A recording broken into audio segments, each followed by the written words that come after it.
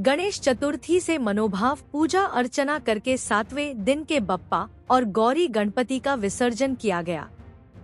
कल्याण डोंबिवली शहर के beach 90 feet सड़क खंबालपाड़ा इलाके के भक्तों को इस साल भी बप्पा का विसर्जन पुलिस सुरक्षा के बीच रेलवे पटरी पार करते हुए करना पड़ा।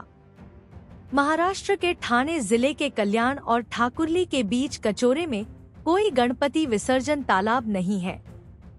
खाड़ी किनारे गणेश घाट तक पहुंचने के लिए कोई सड़क नहीं है।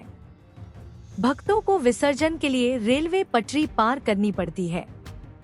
इस क्षेत्र में ग्राम देवता का मंदिर भी नाले के पास रेलवे लाइन के पार है। विसर्जन के दिन स्थानीय लोगों को गणपति बप्पा को ले जाते समय रेलवे ट्रैक पार करना पड़ता है। हालांकि विसर्जन के समय रेलवे ट्रैक पर बड़ी संख्या में पुलिस बंदोबस्त किया जाता है ताकि कोई घटना न घटे। नागरिक वर्षों से तालाब और पुशथरू बोगदा बनाने की मांग कर रहे हैं, लेकिन प्रशासन केवल कागजी घोड़े नचाकर इस समस्या को नजरअंदाज करता रहा है।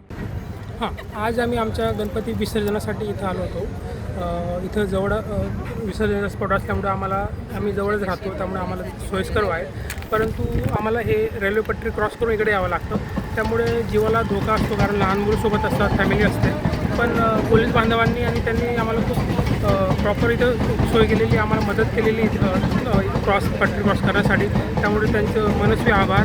पण सरकारने पण इथं एखादा ब्रिज जर बनवला की लोकांना इकडे येण्यासाठी विसर्जनासाठी, तर खूप मदत होईल। धन्यवाद। गेले अनेक वर्ष आम्ही इथेच विसर्जन करतो आणि सर्वांना धोका आहे।